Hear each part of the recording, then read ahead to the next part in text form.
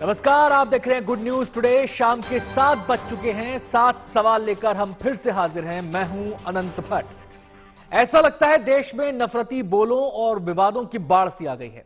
अमरावती और उदयपुर कांड को लेकर माहौल अभी शांत भी नहीं हुआ है कि नया विवाद खड़ा हो गया है। विवाद की शुरुआत काली के पोस्टर से हुई और इसकी आंच कोलकाता तक आ गई है। हमारे आज के 7 सवाल इसी नफरती सोच और हालिया विवादों के इर्द गिर्द हैं।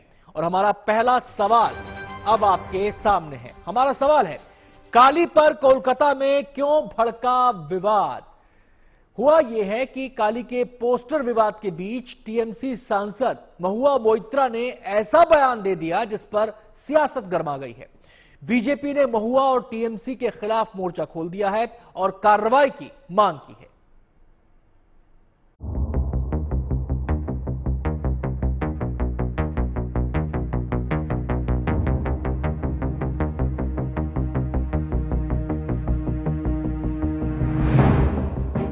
काली के पोस्टर पर विवादों का विस्तार हो रहा है। इस विवाद की आंच पश्चिम बंगाल तक पहुंच गई है। यहां पर तृणमूल सांसद महुआ मोइत्रा मां काली पर टिप्पणी करके विवादों में फंस गई है। पश्चिम बंगाल में कृष्णानगर की सांसद महुआ मोइत्रा ने टीवी कार्यक्रम में काली पर चल रहे पोस्टर विवाद पर टिप्पणी की, लेकिन महुआ का ये बयान उनके लिए मुसीबत बन गया। Kali to me is a meat eating, alcohol accepting goddess. To me, that is the version of Kali. And if you go to Tarapet and around all of them, you have all the sadhus smoking, all of that. That is the version of Kali that people worship. महुआ के इस बयान के विरोध में आज कोलकाता में BJP ने प्रदर्शन किया और महुआ पर मुकदमा दर्ज करने की मांग की। पार्टी ने कोलकाता के बहु बाजार थाने में महुआ के खिलाफ शिकायत भी दर्ज कराई है। In our religion, we consider Ma Kali is the source of all strength, power, and everything in the universe. How can she utter this type of word? She should not only be punished, not only be arrested, she should be condemned. BJP का कहना है कि नुपुर मामले में तो ममता बनर्जी अति सक्रियता दिखा रही थी, लेकिन अब महुआ के मामले में उन्होंने खामोशी ओढ़ ली है। छोड़ने वाला नहीं है। बंगाल में बार बार हिंदू देव देवी के ऊपर घटिया शब्द, ममता बनर्जी खुद जय श्री राम को गाली बताई, महादेव जी की शिवलिंगों का अपमान हुआ। ये लास्ट है काली माता का अपमान। नेक्स्ट टाइम किसको बोलने का हम लोग मौका नहीं दूंगा। महुआ मोइत्रा टीएमसी की उन शख्सियतों में से एक हैं जिन्हें मुख्यमंत्री ममता बनर्जी का भरोसेमंद सहयोगी माना जाता रहा है। लेकिन बंगाल में महुआ के बयान से होने वाले सियासी नुकसान की आशंका में पार्टी ने न केवल उनके बयान से किनारा किया, बल्कि उसकी निंदा भी की है। तृणमूल एमपी महुआ मोइत्रा के काली वाले टिप्पणी के बाद पश्चिम बंगाल के बहुत सारे जगहों में और कोलकाता में भी बीजेपी द्वारा पुलिस कंप्लेन कर दिए गए हैं। आज सुबह से हमने देखा है कैसे कोलकाता के बहु बाजार और रविंद्र सरोवर पुलिस स्टेशन में बीजेपी के द्वारा पहले पुलिस कंप्लेन हुए और उसके बाद पता चला कि कृष्णनगर, जहां पे वो खुद एमपी है, महुआ मोइत्रा तृणमूल की एमपी है, वहां पर भी एक पुलिस कंप्लेन कर दिया गया है बीजेपी के द्वारा। Party does not endorse such opinion or statement, and party has condemned also the way the statement or remark was made.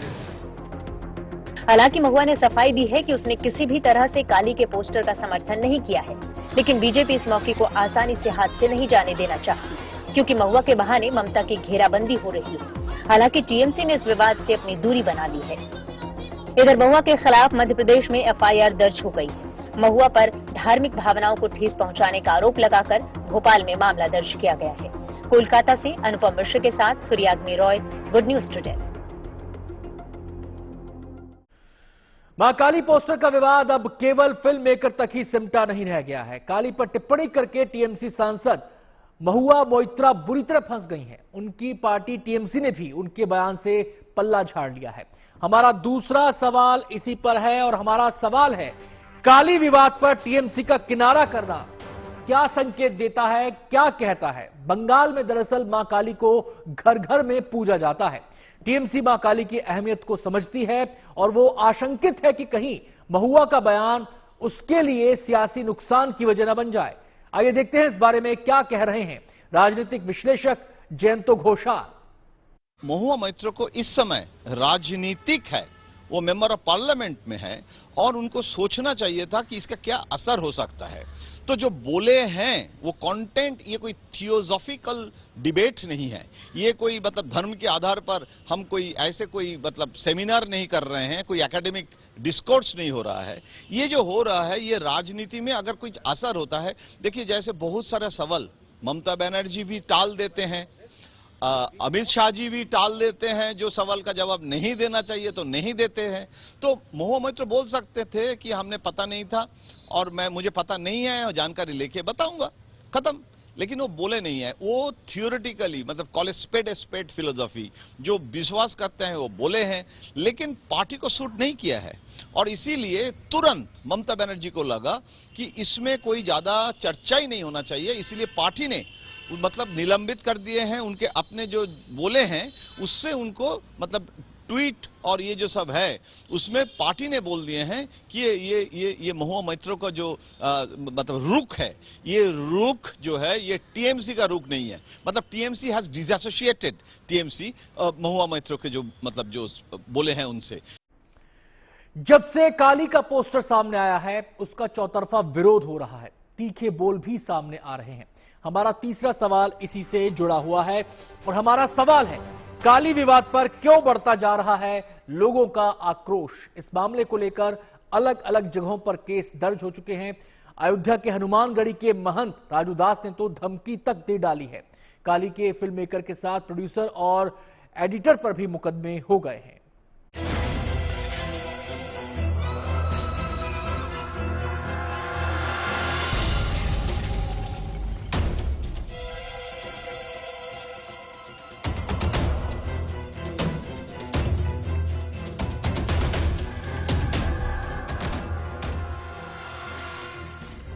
2 जुलाई को फिल्म मेकर लीना मणिमेकलई ने जब अपनी डॉक्यूमेंट्री का पोस्टर सोशल मीडिया पर जारी किया तो हंगामा मच गया।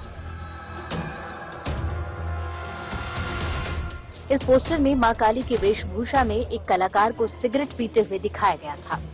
लोगों ने इसे देवी काली का अपमान बताते हुए फिल्म मेकर पर कार्रवाई की मांग की है।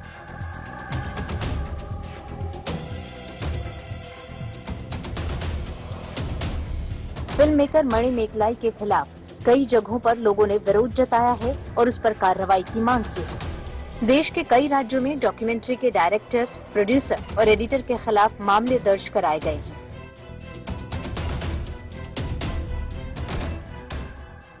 लीना के खिलाफ दिल्ली आईएफएसओ में केस दर्ज हो गया है। लीना के खिलाफ दिल्ली पुलिस में एक शिकायत और है। लीना और उसके सहयोगियों पर लखनऊ में एफआईआर हो चुका है। यूपी के गोंडा में भी लीना के खिलाफ मामला दर्ज हो चुका है। लीना के खिलाफ मुंबई के डिंडोशी में शिकायत दी जा चुकी है।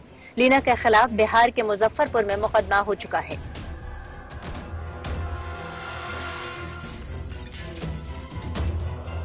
इन सभी शिकायतों में आरोप लगाया गया है कि लीना मणिमेकलई ने जानबूझकर समाज में अशांति फैलाने की कोशिश की है। यही कहना चाहूंगी कि अगर कोई भी कंटेंट है जो किसी को भी हर्ट करे, एक पर्टिकुलर कम्युनिटी को हर्ट कर रहा है, तो हम एक सेल्फ रिस्ट्रेन अपने ऊपर एक्सरसाइज करें और उसको रीट्वीट ना करें। उसको हमने क्रिमिनल केस रजिस्टर कर लिया, इन्वेस्टिगेशन इज इन प्रोग्रेस। तो मैं चाहूंगी कि इस मैटर को ज्यादा उछाला ना जाए, लीगल एक्शन लिया जाएगा। जिसके खिलाफ एफआईआर होगी उसके खिलाफ इन्वेस्टिगेशन हो रही है, लीगल एक्शन भी होगा। लखनऊ के हजरतगंज में पोस्टर डालने वाली लीना मणिमेकलाई के अलावा प्रोड्यूसर आशा और एडिटर श्रवण के खिलाफ भी केस दर्ज किया गया है। फिल्म के पोस्टर में दिखाया गया है। इस संबंध में 3 लोगों पर अभी एफआईआर पंजीकृत की गई है उनके तहरीर के आधार पर, और जो आईपीसी की सुसंगत धाराएं हैं, आईटी एक्ट की सुसंगत धाराएं हैं, उसमें एफआईआर पंजीकृत की गई है। इसमें मुख्य रूप से जो फिल्म की निर्माता हैं लीना मणिमेकलाई, उनके विरुद्ध एफआईआर पंजीकृत की गई है। काली के पोस्टर पर मचे घमासान के बीच साधु संतों के साथ साथ सियासी दल भी कार्रवाई की मांग कर रहे हैं। अयोध्या में हनुमानगढ़ी के महंत राजू दास ने तो काली के फिल्म मेकर लीना मणिमेकलाई को सीधी धमकी दी है।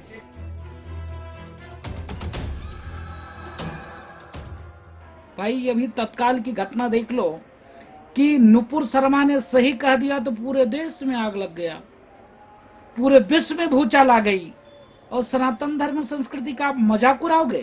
क्या चाहते हो, तुम्हारे भी सर तन से जुदा हो जाए क्या? ये इच्छा है क्या आपकी?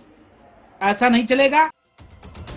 बीजेपी नेता राम कदम ने तो आईटी मिनिस्टर अश्विनी वैष्णव को खत लिखकर ऐसे लोगों पर कार्रवाई करने के लिए कानून बनाने की मांग की है।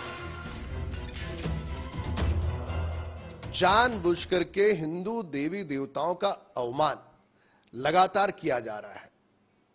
महाकाली के पोस्टर में भी यही हुआ है और उसके पश्चात माफी मांगना, कई जगहों पर एफआईआर दर्ज होना, केवल इससे काम नहीं चलेगा। हमने माननीय मंत्री महोदय जी से मांग की है कि अब देश में इसके विरोध में कड़ा कानून बने। काली के पोस्टर पर विवाद बढ़ने के बाद ट्विटर ने भी कार्रवाई की है और ट्विटर इंडिया ने फिल्म मेकर लीना के अकाउंट से विवादित पोस्ट को हटा लिया है। Bureau report, good news today.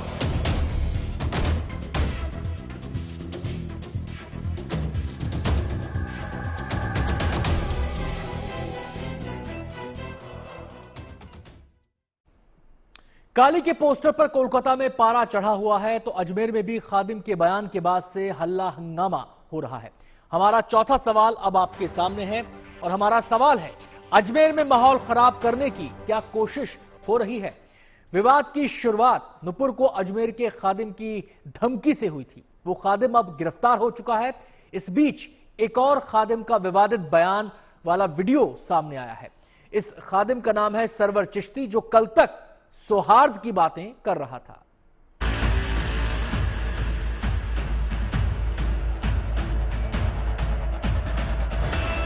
जैसा नहीं रहा, नहीं तो मैं बोलता नहीं। मेरे को कसम है मेरे अबू जलाल की, जिसने पैदा किया मेरी उस माँ की, मैं उसे सरेआम गोली मार देता।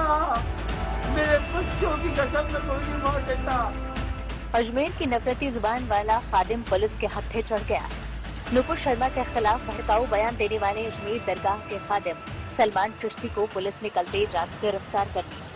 उकसाने वाला वीडियो वायरल होने के बाद से ही सलमान फरार चल रहा था। पुलिस के मुताबिक सलमान का आपराधिक इतिहास रहा है और कई थानों में उसके खिलाफ मुकदमे चल रहे हैं।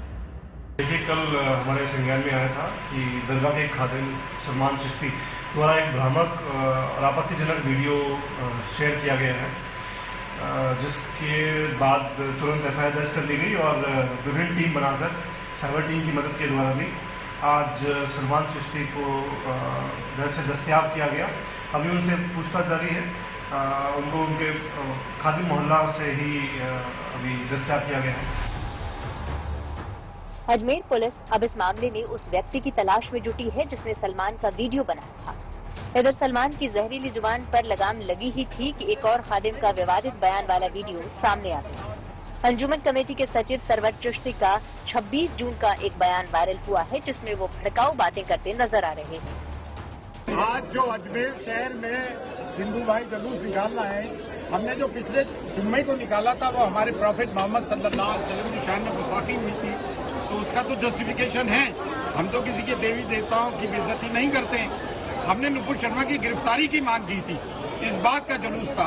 आज जुलूस किस बात का निकाला जा रहा है? नुपुर शर्मा की हिमायत में निकाला जा रहा था। लास्ट मोमेंट में इन्होंने बैनर चेंज कर दिया, तो मतलब कोई हमारी नबी की, हमारे प्रॉफिट की शान में गुस्ताखी करेगा और हम उसके अरेस्ट की मांग करेंगे तो आप उसके साथ सॉलिडेरिटी शो करेंगे। अब हिंदुस्तान का मुसलमान इन चीजों को बर्दाश्त कतई तौर से नहीं करेगा।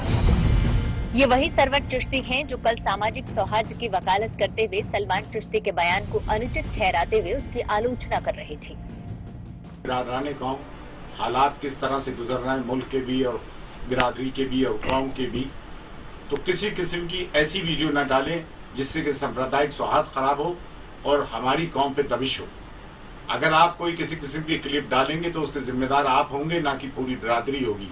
और वो लोग जो हर चीज के लिए अंजुमन को जिम्मेदार ठहरा रहा है, तो इसमें हमारी कोई जिम्मेदारी नहीं है। हमें तो सिर्फ 7 दिन हुए आज अंजुमन का चार्ज संभाले हुए।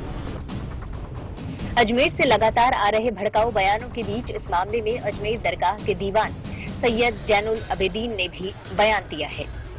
अबेदीन ने इस तरह के बयानों से बचने की नसीहत दी है।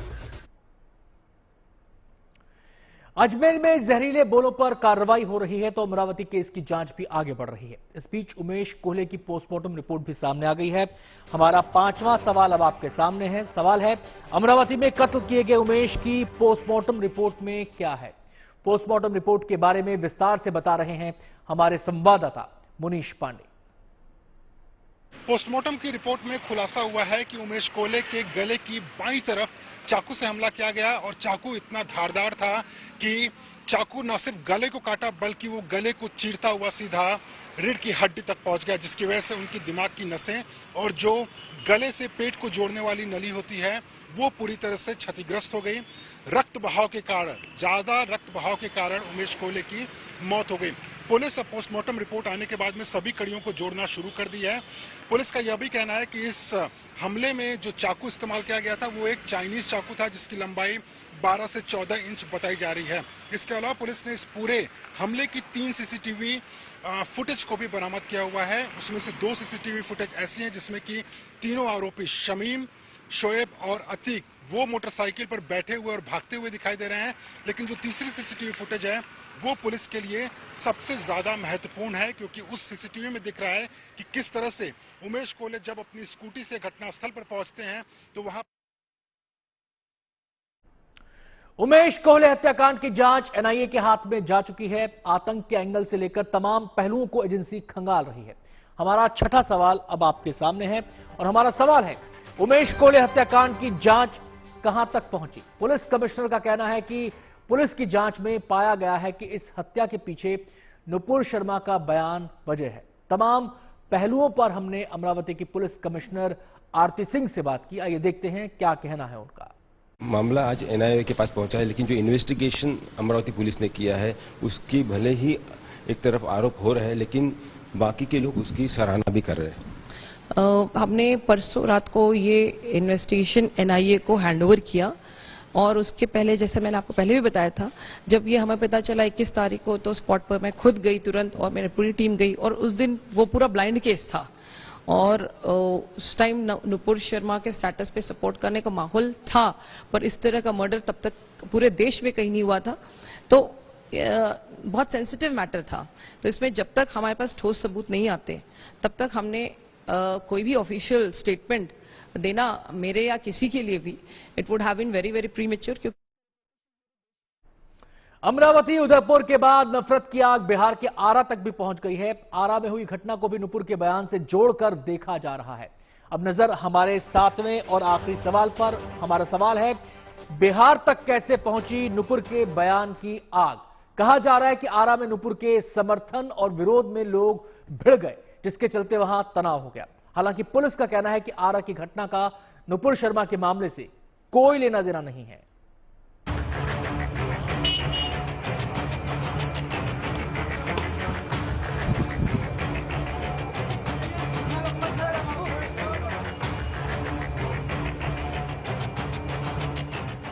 नुपुर शर्मा के बयान से भड़की आग बुझने का नाम नहीं ले रही है। उदयपुर में कन्हैयालाल और अमरावती में उमेश कोल्हे की हत्या के बाद मामला और तूल पकड़ रहा है। अजमेर में भी नफरत का खेल खेलने की कोशिश हुई और बीती रात मामला बिहार भी पहुंच गया। नुपुर शर्मा के बयान को लेकर बिहार के आरा में 2 समुदाय के लोग आपस में भिड़ गए। आरा में जब 2 गुटों के लड़कों के बीच मारापीटी हो रही थी तो उस वक्त कुछ आसपास की जो दुकानें थी वहां भी जो लोग हैं उनके साथ भी जो है मारापीटी हुई। हमारे साथ आप देखिए संजय मौजूद हैं जो कि उसी चाय की दुकान के ठीक बगल में यहाँ पर आप देखिए समोसे और कचौड़ी की दुकान चलाते हैं और ये बता रहे हैं कि इनके साथ भी जो है कल जो लड़के हैं उन्होंने मारापीटी की है और उन्हें चोटें भी यहाँ पर आई हैं। आमतौर पर चाय की दुकान पर इकट्ठे होकर अक्सर लोग देश दुनिया की बातें करते हैं। आरा के रामगढ़िया चौक की इस चाय की दुकान पर कल चर्चा की जगह हंगामा हो गया। हंगामा नुपुर शर्मा के समर्थन में डाले गए पोस्ट को लेकर हुआ। दीपक नाम के एक युवक को जबरदस्ती रोककर कुछ युवकों ने उसे धमकाना शुरू कर दिया। चाय की दुकान चला रहे युवक सोनू ने दोनों को समझाने की कोशिश की तो उन्होंने उसे भी धमकी दी। फिर फोन करके कुछ और युवकों को बुलाया और दीपक के साथ मारपीट की। दुकान में भी तोड़फोड़ की। दरअसल दीपक ने कुछ दिनों पहले ही नुपुर शर्मा के समर्थन में सोशल मीडिया पर पोस्ट शेयर किया था। एक लड़का उधर से आ रहा था, बोला कि दो लोग यहाँ चाय पीने निकला, निचली का लड़का था, उसको रुकवाया, बोला कि क्या है तुम स्टेटस ऐसा लगाया था, स्टेटस के कारण से विवाद है। तो हम बोले कि भाई एक जगह रहना है, जाओ तुम अपना घर जाओ, तुम भी अपना घर जाओ। दोनों को छुड़ाया, उसके बाद दोनों को उसको भगा दिए, जाओ भाई क्या लड़ाई। युवा कहा कि बोला हमसे कि तुम कहा इसको भगा देते भाई, एक जगह लड़ाई करोगे तो फोन करके बुलाने लगा, फोन करके बुलाया सर, लड़का यहाँ पर खड़ा था, उसको मारने लगा, बड़ी मार मारा। वहां मौजूद लोगों ने बताया कि हंगामा इतना बढ़ गया था कि हालात दंगे जैसे बनने लगी थी। फोन करके बड़ी संख्या में एक खास समुदाय के युवकों को बुला लिया गया था। मैटर हुआ नुपुर शर्मा के मोबाइल पे टेस्टर देख रहा था सब, उसी विवाद में लड़ाई झगड़ा हो गया है।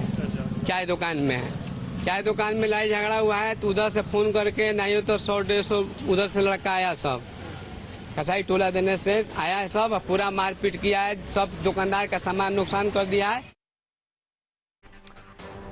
कार्यक्रम में आज इतना ही।